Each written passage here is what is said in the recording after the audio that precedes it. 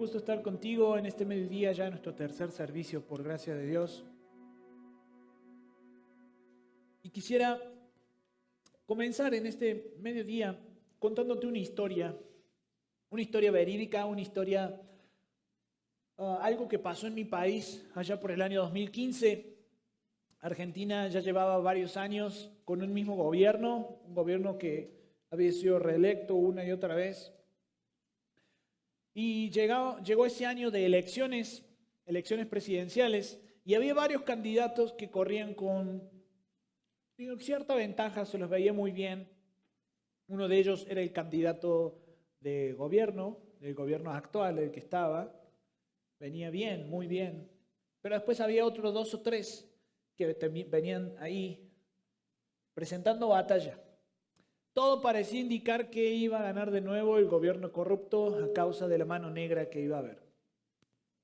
Por lo tanto, uno de los candidatos que venía muy bien, pero estaba por debajo de otro candidato, agarró y dijo: ¿saben qué?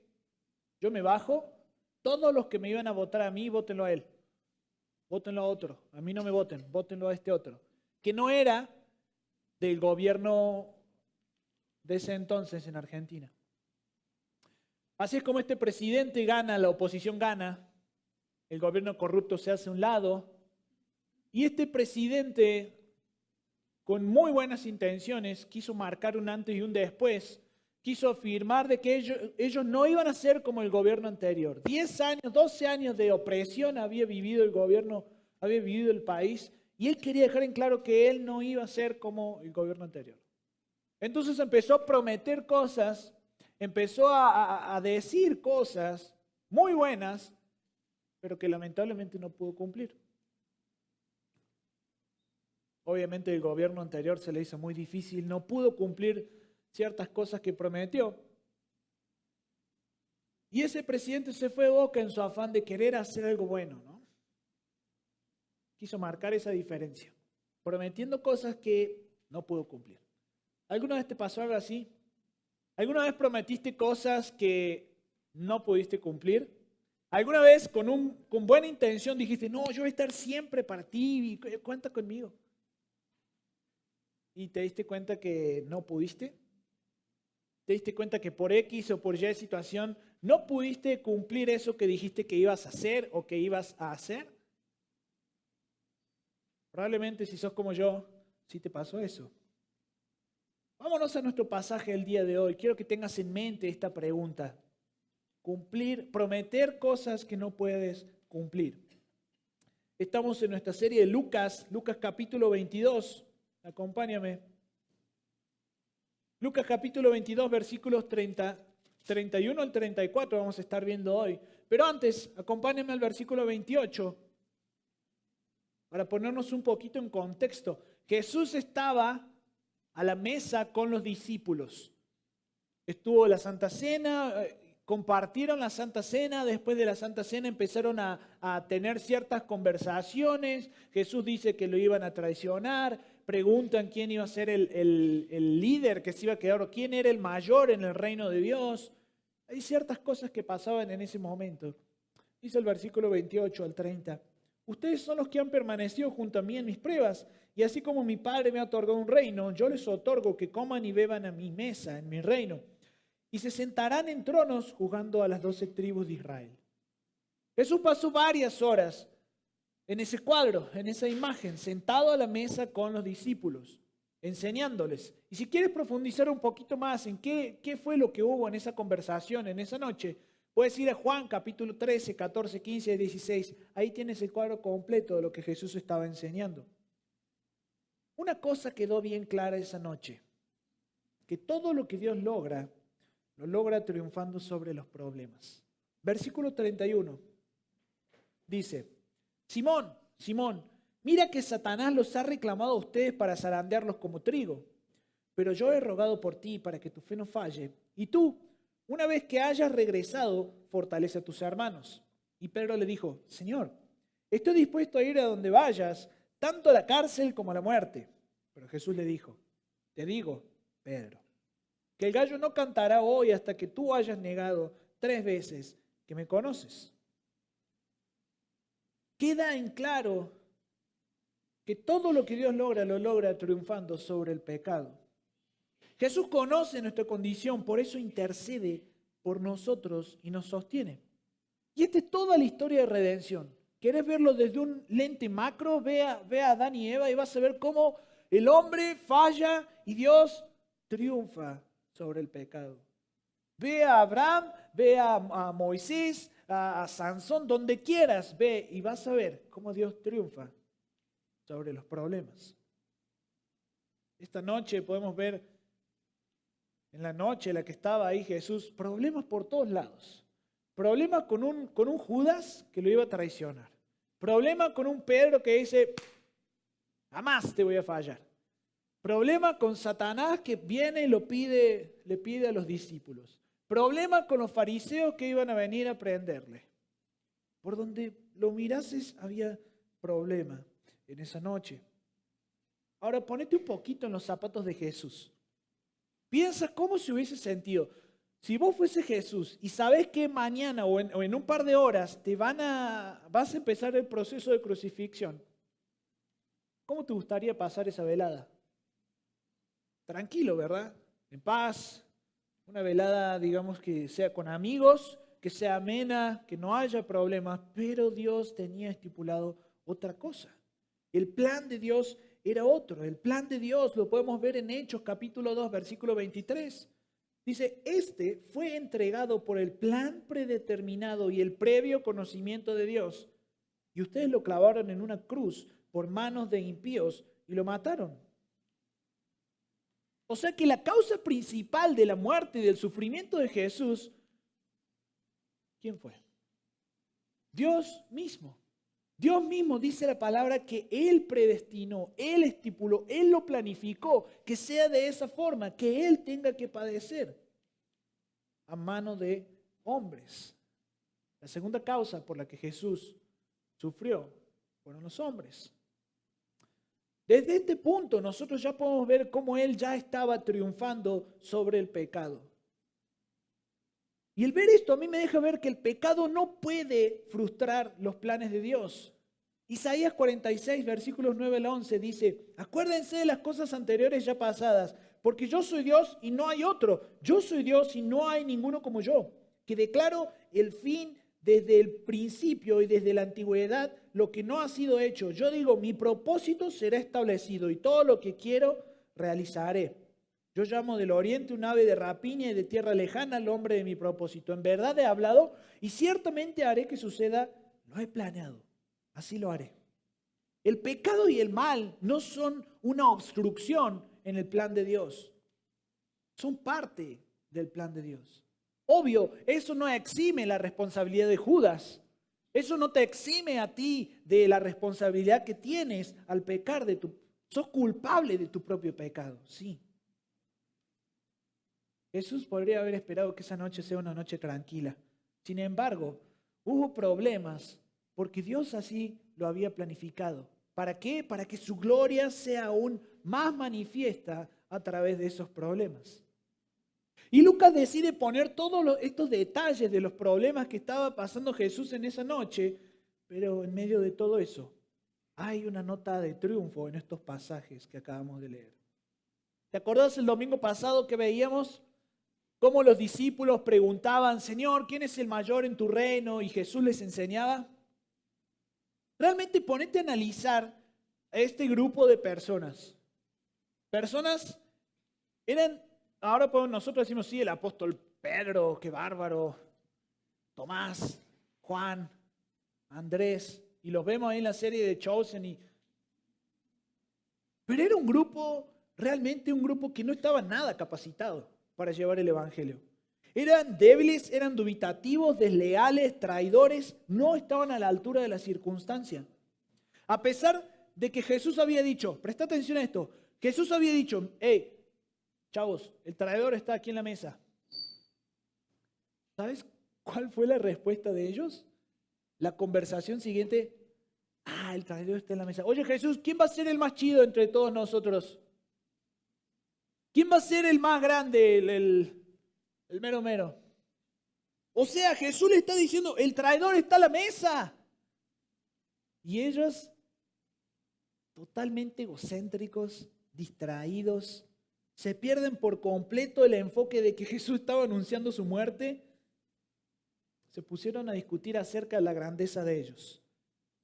Ahora, todo esto presupone el punto de vista de que cuando Jesús muera, toda la responsabilidad de compartir el evangelio caía sobre los hombros de esta bola de burros. Todo depende de ellos. ¿Y sabes qué? No podían fallar. No podían fallar. Pero nosotros ya conocemos el resto de la historia y sí fallan. Al ver todo esto, todo este panorama, todo este cuadro, podría llegar a ser muy desalentador, pero no lo es. ¿Sabes por qué? Porque mi fe no va a fallar, así como la fe de los discípulos no fallaron. Porque Jesús intercede por ti y por mí, nuestra fe no va a fallar. Estamos en este versículo 31 donde Satanás demanda, exige zarandear a los discípulos. Pedro es el líder de estos 11. Por cuestiones obvias se veía el liderazgo de Pedro y Pedro iba a ser el primero, no el primero, pero sí muy influyente en los primeros 11 capítulos de Hechos en la formación de la iglesia. Pedro ocupó un rol predominante en la predicación. Lo cual no es sorpresa que Satanás los pida a ellos para zarandearlos. Ahora yo decía, bueno, zarandear, ¿qué será? ¿Unos sapecitos? ¿Qué le hará? Yo eso me imaginaba, ¿no? Que lo va a maltratar. Eso me imaginaba cuando dice que los pedía para zarandearlo. Sin embargo, me llevó una sorpresa muy grande cuando me puse a profundizar un poquito qué significaba zarandear. Mira este video.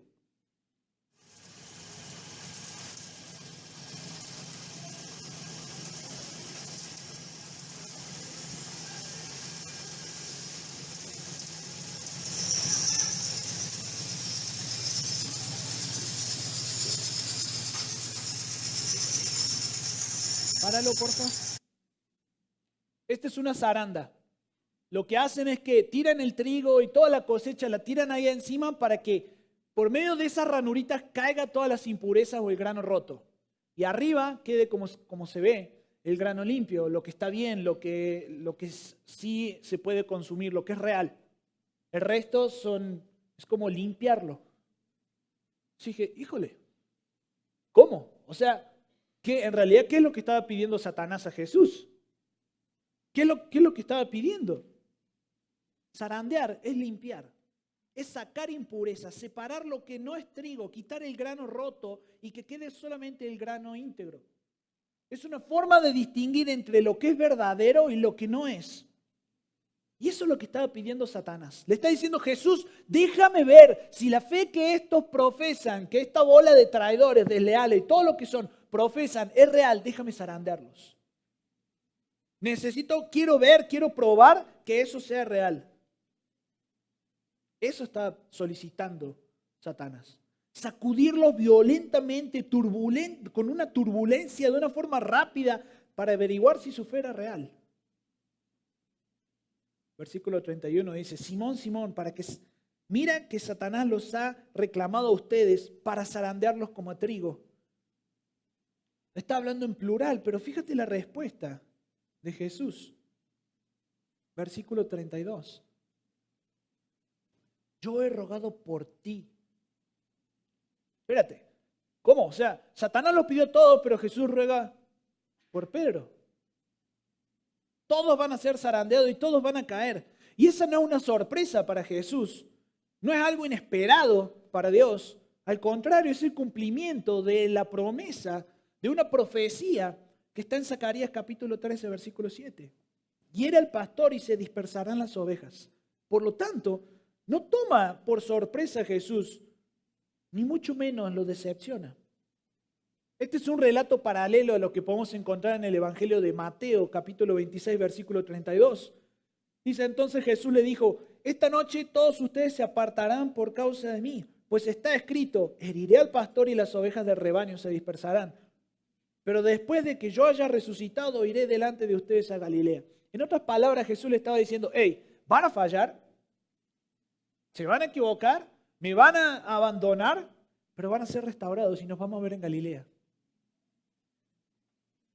¿No era un zarandeo fatal? ¿No era un zarandeo donde ellos iban a perder la fe?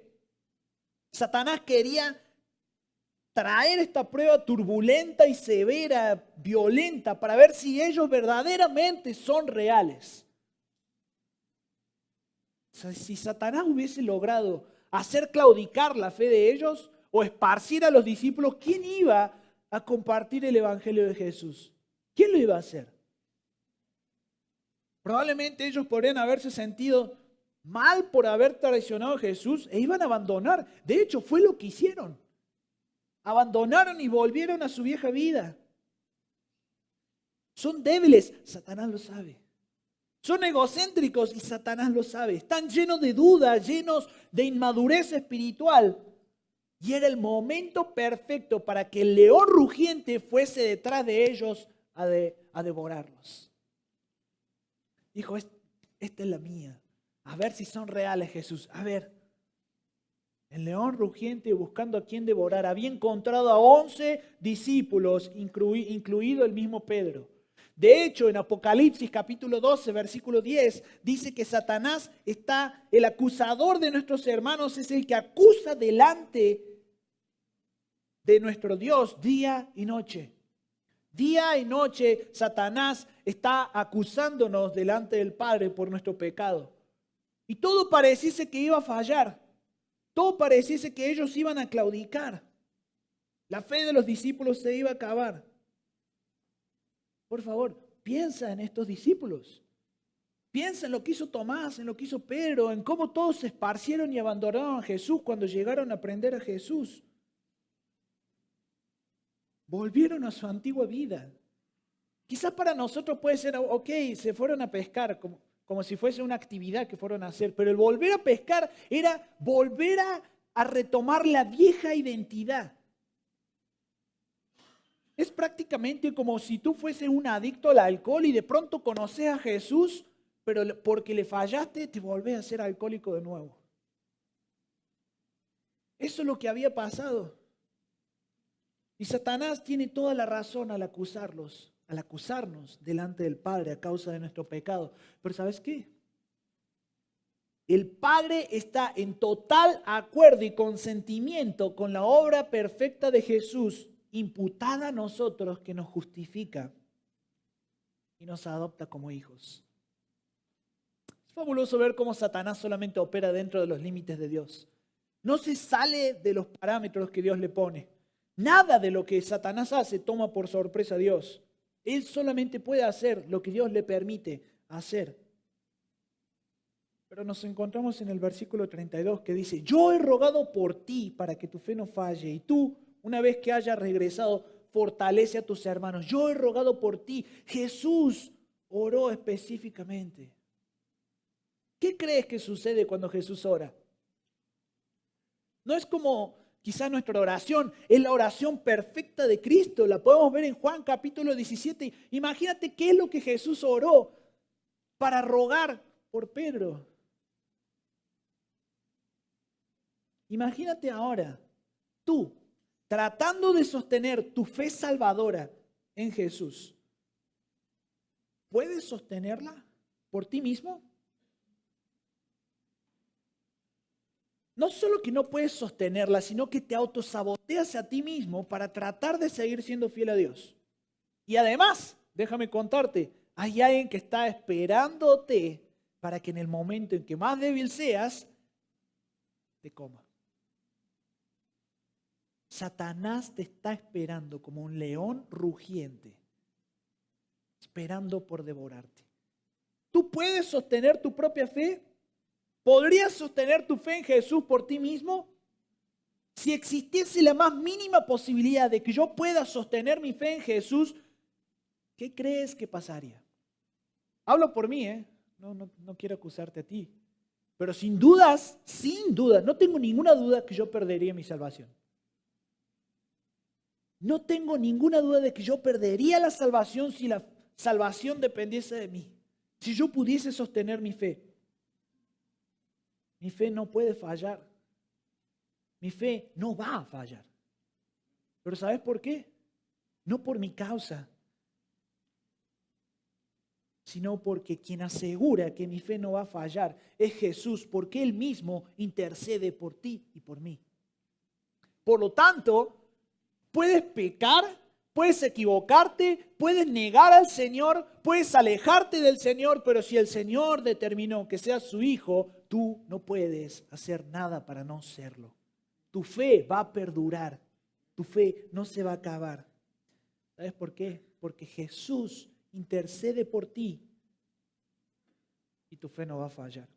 Romanos 8, versículo 26 dice: de la misma manera también el Espíritu nos ayuda en nuestra debilidad. No sabemos orar como debiéramos, pero el Espíritu mismo intercede por nosotros con gemidos indecibles. Si sos como yo, la mayoría de tus oraciones no tienen nada que ver con el propósito de Dios, con el plan de Dios. Tiene que ver con tu propósito, con tus deseos, con tus anhelos.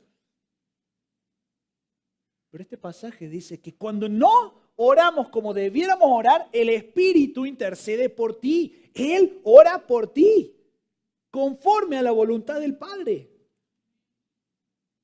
Continúa 27. Y aquel que escudriña los corazones sabe cuál es el sentir del Espíritu, porque Él intercede por los santos conforme a la voluntad de Dios. Y sabemos que para los que aman a Dios, todas las cosas cooperan para bien. Esto es, para los que son llamados conforme a su propósito. Porque a los que de antemano conoció, también los predestinó a ser hechos conforme a la imagen de su Hijo, para que Él sea el primogénito entre muchos hermanos. A los que predestinó, a estos también llamó. A los que llamó, a esos también justificó. A los que justificó, a esos también glorificó. Entonces, ¿qué diremos a esto? Si Dios está por nosotros, ¿quién contra nosotros? El que no negó ni a su propio Hijo, sino que lo entregó por todos nosotros, ¿cómo no nos dará también junto con Él todas las cosas? ¿Quién acusará a los escogidos de Dios? Dios es el que justifica. ¿Quién es el que condena? Cristo Jesús es el que murió, sí, más aún, el que resucitó, el que además está a la diestra de Dios, el que también intercede por nosotros. ¿Quién nos separará del amor de Cristo? ¿Tribulación o angustia o persecución o hambre o desnudez o peligro o espada? Tal como está escrito: por causa tuya somos puestos a muerte todo el día. Somos considerados como ovejas para el matadero. Pero en todas las cosas, escucha eso, en todas las cosas somos más que vencedores por medio de aquel que nos amó. Porque estoy convencido que ni la muerte, ni la vida, ni ángeles, ni principados, ni lo presente, ni lo porvenir, ni los poderes, ni lo alto, ni lo profundo, ni ninguna otra cosa creada nos podrá separar del amor de Dios que es en Cristo Jesús, Señor nuestro. ¿Qué te puedas alejar de Dios? Si has sido elegido, predestinado para salvación, no hay nada, ni siquiera vos mismo podés hacer algo para que eso cambie. Porque los planes de Dios se cumplen.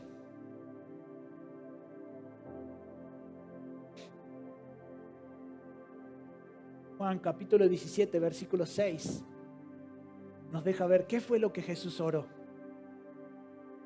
Dice el versículo 6: he manifestado tu nombre a los hombres que del mundo me diste. Eran tuyos y me los diste y han guardado tu palabra. Ahora han conocido que todo lo que me has dado viene de ti, porque yo les he dado las palabras que me diste y las recibieron y entendieron que en verdad salí de ti y creyeron que tú me enviaste. ¿Sabes qué está diciendo Jesús en esa oración? Satanás, vos querés zarandearlos, pero ¿sabes qué? Yo afirmo que su fe es real.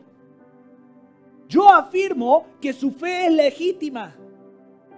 Y continúa Jesús orando: ruego por ellos, no ruego por el mundo, sino por lo que me has dado, porque son tuyos. Y todo lo mío es tuyo, y lo tuyo mío, y he sido glorificado en ellos. Ya no estoy en el mundo, pero ellos sí están en el mundo, y yo voy a ti, Padre Santo. Guárdalos en tu nombre, el nombre que me has dado, para que sean uno, así como nosotros somos uno. Yo les he dado tu palabra, y el mundo los ha odiado, porque no son del mundo, como tampoco yo soy del mundo. Y presta atención a este pasaje. No te ruego que los saques del mundo, sino que los guardes del maligno. Esta oración es la oración de Jesús: guárdalos del maligno. Satanás queriendo zarandear, pero Jesús ya había intercedido por ellos. Guárdalos del maligno. Dice: yo he rogado por ti para que tu fe no falle. Esa palabra fallar en griego viene del original ekleipo, de donde proviene la palabra eclipse. Y Jesús está orando que la fe de Pedro no sea eclipsada. Ningún ataque de Satanás, por más diabólico, perturbador, malo que sea, puede destruir la fe salvadora que proviene de Jesús. Y justamente por esto, porque Jesús intercede por ti y por mí, es que tu fe no va a fallar. Judas capítulo 1, versículo 24-25 dice: y aquel que es poderoso para guardarlos a ustedes sin caída y para presentarlos sin mancha en presencia de su gloria con gran alegría. Al único Dios nuestro Salvador, por medio de Jesucristo nuestro Señor, sea gloria, majestad, dominio, autoridad, antes de todo tiempo, y ahora y por todos los siglos. Amén. Pero ¿qué pasó con aquellos que fueron años cristianos y de pronto ya niegan a Dios y están en la otra punta y no quieren saber nada con Dios? La palabra lo dice en 1 Juan. Estaban con nosotros, pero no eran de nosotros. Porque todos los que son de Dios permanecen siendo de Dios para siempre. Tengo la certeza de que un día Él me va a presentar sin mancha, en presencia de su gloria, con gran alegría, porque Él me guarda sin caída. Jesús intercede por ti y por mí, por eso nuestra fe no va a fallar. Jesús sabía quiénes eran sus discípulos, sabía cómo le iban a fallar, y a pesar de eso, a pesar de quiénes eran, les dio nueva identidad, los amó y los sostuvo. A pesar de quiénes somos, Él te da una nueva identidad, te ama y te sostiene. Satanás había estado encima de Pedro de una forma insistente. Podemos ver en Mateo capítulo 16 cómo Jesús anuncia su muerte y Pedro le dice: no, Señor, ni vayas, porque ahí te van a matar, que no te pase tal cosa. Y Jesús le dice: apártate de mí, Satanás. Pedro era una persona intempestiva, reactiva, era colérico. Y podemos ver en este versículo 33 cómo Pedro responde con un exceso de confianza. Pedro le dijo: Señor, estoy dispuesto a ir a donde vayas, tanto a la cárcel como a la muerte. Y versículo 34 lo leemos como si fuese parte de la historia, un relato más de lo que Jesús le dijo a Pedro. Jesús le dijo: te digo, Pedro, que el gallo no cantará hoy hasta que tú hayas negado 3 veces que me conoces. Y esta frase, te digo, Pedro, y lo que iba a pasar, es la única vez que se registra en el Evangelio de Lucas que Jesús le llama a Simón Pedro. Y dije: ¿está raro? ¿Qué tiene de relevante esto? Jesús está llamando a Simón por el nombre profético que Él le había dado.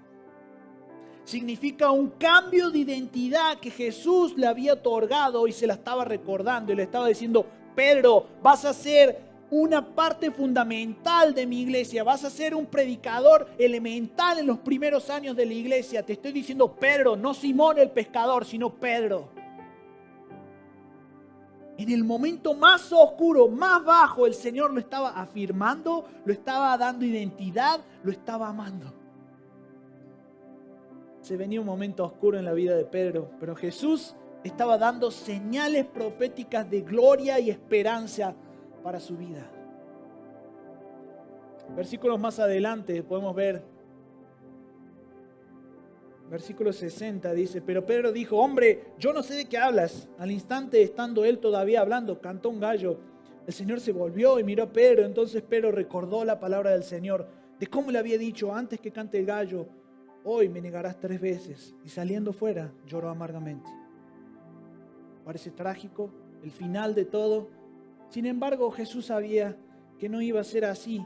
Por eso de nuevo las palabras del versículo 32 resuenan tan fuerte.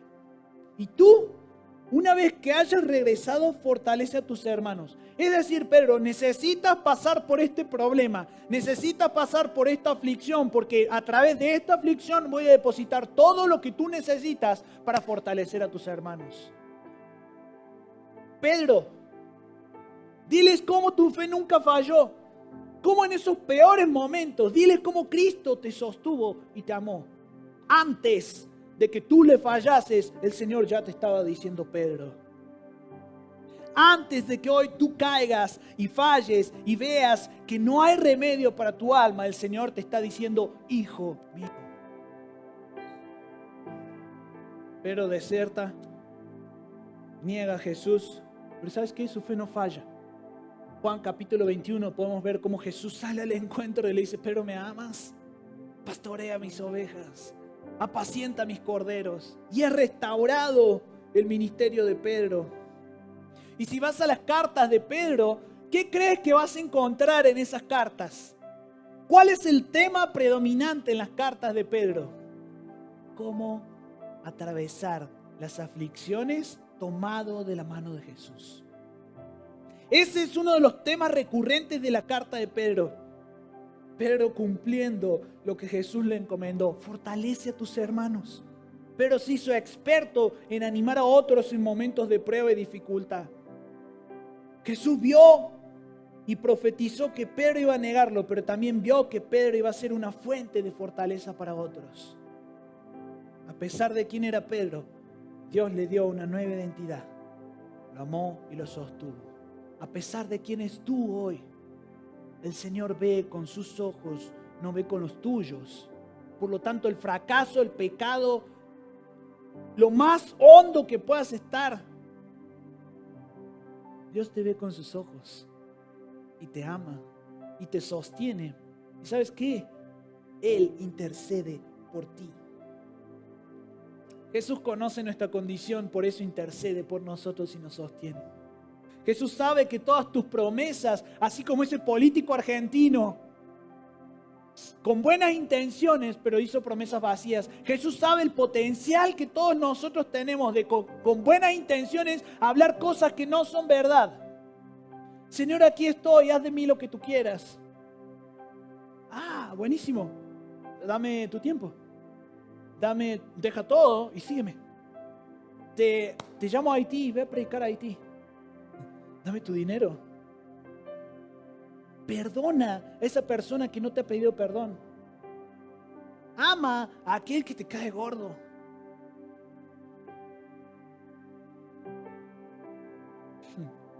El Señor sabe que nuestras promesas tienen un potencial de ser vacías.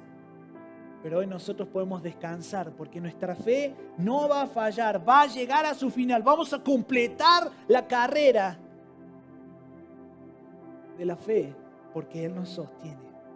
Por lo tanto, tienes que descansar en Jesús. Hoy podés confiar en que Jesús sostiene tu vida. Si nosotros no vamos a perdernos, si no vamos a claudicar en nuestra fe, es porque Él vendrá a sostenernos. ¿Cuántas veces hemos sido como Pedro y hemos prometido cosas a Dios que por X o por Y, tu culpa, no tu culpa, pero no puedes sostener?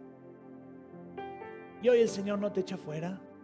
Hoy el Señor no te dice, aléjate, mentiroso. Hoy el Señor no te dice, no te acerques a mí por quien eres. Hoy el Señor te dice, yo sé quién eres. Por eso estoy intercediendo por ti. Por eso estoy rogando por ti. Yo sé quién eres, por eso te estoy dando un nuevo nombre, una nueva identidad. Eres mi hijo. Yo sé quién eres y lo que has hecho. Y ¿sabes qué? Te amo. Te sigo amando. Y yo sé quién eres, que no puedes caminar solo. Yo te sostengo. ¿Por qué no cierras tus ojos? Y tienes ahí un tiempo con Dios. Porque el Señor sabe quién sos. O sea, quítate las caretas. Deja esa falsa humildad o esa falsa santidad. O deja ese castigo que sentís constantemente en vos. Déjalo. Esa condenación, el Señor la conoce. Y así como sale al encuentro con Pedro a la playa para cocinarle un desayuno y decirle, hey, ¿me amas? Es lo que el Señor hoy te dice a ti. Hey, ¿me amas? Porque yo sí te amo. Porque yo sí intercedo por ti. Porque yo sí quiero caminar contigo. Porque tú vas a caminar conmigo, porque yo te estoy sosteniendo, no porque tú seas capaz de caminar.